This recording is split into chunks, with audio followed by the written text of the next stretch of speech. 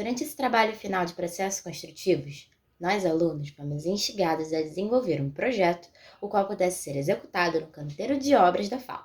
Levando em consideração as proporções executáveis do projeto, o grupo chegou à conclusão de fazer uma mesa de café pequenininha.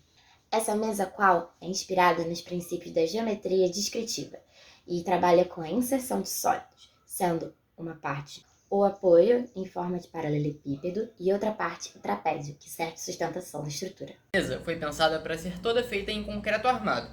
Nesse projeto, a gente queria seguir uma linha que fosse uma composição moderna, com formas não usuais, mas ao mesmo tempo com materiais que fossem bastante comuns no Brasil.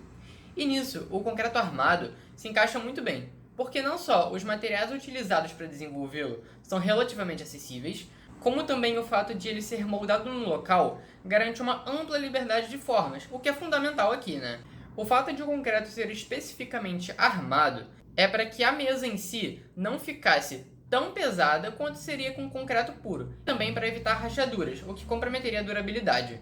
A gente pensou em deixar a mesa toda em concreto armado aparente, porém com uma finalização em verniz para ter um maior apelo estético e também para proteger o móvel em si, aumentando a vida útil. Com isso, a lista dos materiais utilizados é um saco de cimento para compor o concreto e também para unir o volume menor no volume maior, água, agregado miúdo, que vai ser a areia, e agregado graúdo, que vai ser a brita, ambos para compor o concreto.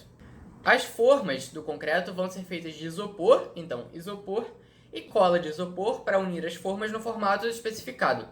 Vergalhão de aço para servir de armadura para o concreto e fazer o concreto armado, e uma lata de verniz para finalizar o móvel. Agora eu vou falar um pouco sobre as propriedades do material. A primeira propriedade relevante do concreto armado é o fato dele ser resistente tanto à tração quanto à compressão. O que acontece é que o concreto sozinho ele vai ser muito resistente à compressão, mas ele não vai suportar muito bem a tração.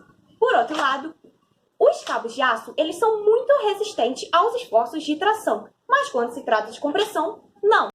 Justamente por isso, quando a gente junta as propriedades desses dois materiais, a gente vai criar o concreto armado, que é um material que resiste muito bem a esses dois esforços combinados. Quando se fala da questão da tenacidade, a gente pode considerar que o concreto armado é um material dúctil, ou seja, ele vai ter um rompimento precedido de fissuras.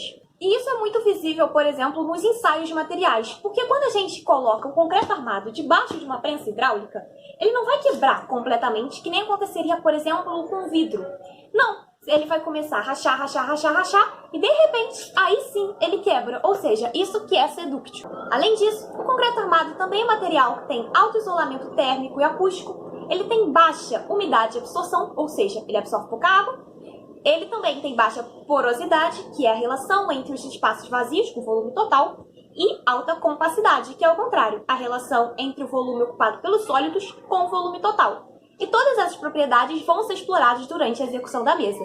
Em relação ao orçamento, a gente calculou um preço total de aproximadamente R$ 73, incluindo o vergalhão de aço, o cimento, a areia, a brita e o isopor. A primeira etapa é a de montagem das formas, que nesse caso vão ser de isopor. Essas formas precisam resistir aos esforços das etapas seguintes do método executivo, incluindo o adensamento e também suportar o peso do concreto ainda úmido. A segunda etapa é o posicionamento das armaduras, essas que deverão ser previamente cortadas e dobradas de acordo com os tamanhos que estão na modelagem digital. A terceira etapa é a de concretagem e adensamento. Para fazer o concreto, a gente vai usar o traço de 1 de cimento para 2 de areia para 3 de brita, que serão misturados no canteiro experimental com uma quantidade variável de água.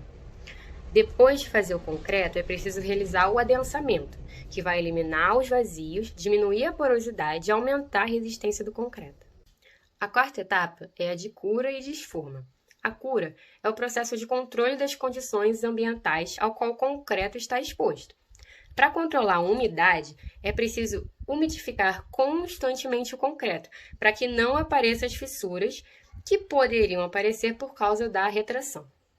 Em seguida, é só realizar a desforma, que é retirar o concreto das formas, que nesse caso são de isopor.